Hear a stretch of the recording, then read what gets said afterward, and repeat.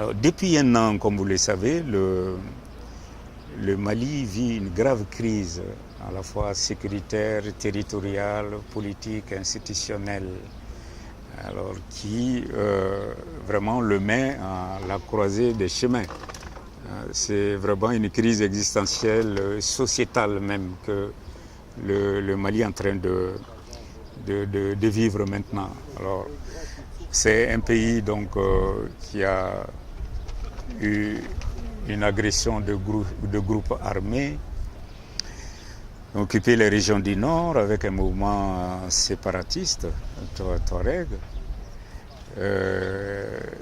et un blocus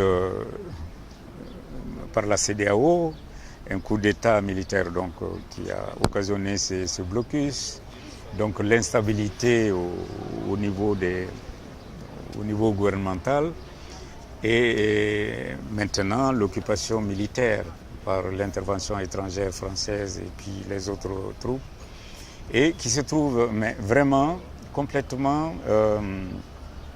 sous tutelle, notamment dans la mesure où c'est la France aujourd'hui qui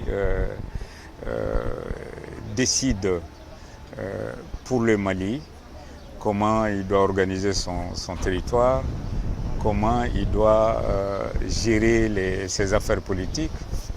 Le président français François Hollande exige que les élections se tiennent au Mali le 7 juillet, les élections présidentielles se tiennent au Mali le 7 juillet, et ne veut rien savoir. Donc on est un pays comme ça, où un gouvernement qui est déjà gravement affaibli, l'État s'est effondré depuis un an, n'a plus la capacité même de penser à la sécurisation de ces populations, de l'environnement, aux problèmes de terrain.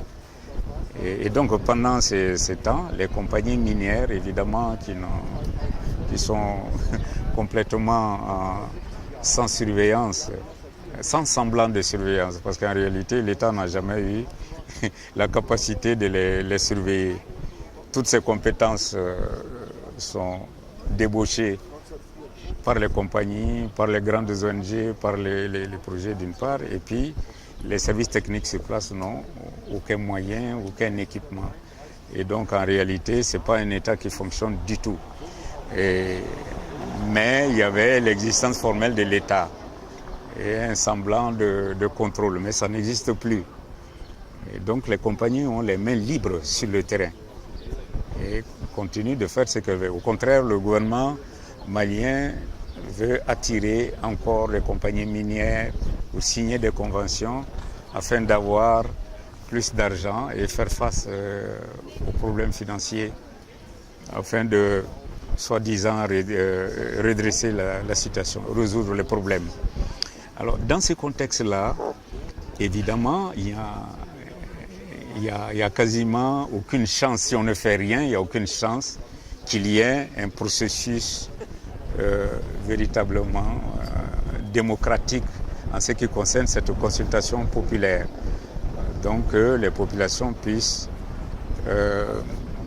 exprimer librement, correctement et massivement, de façon indépendante, leur avis, leur point de vue sur le projet de mine. Alors, nous avons donc mis en place,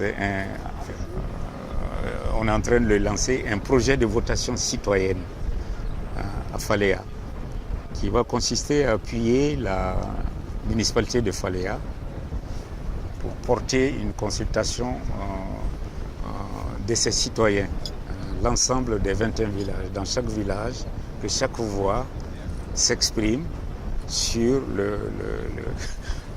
l'opportunité ou non, ou la pertinence ou non de l'exploitation d'une mine d'uranium en Faléa.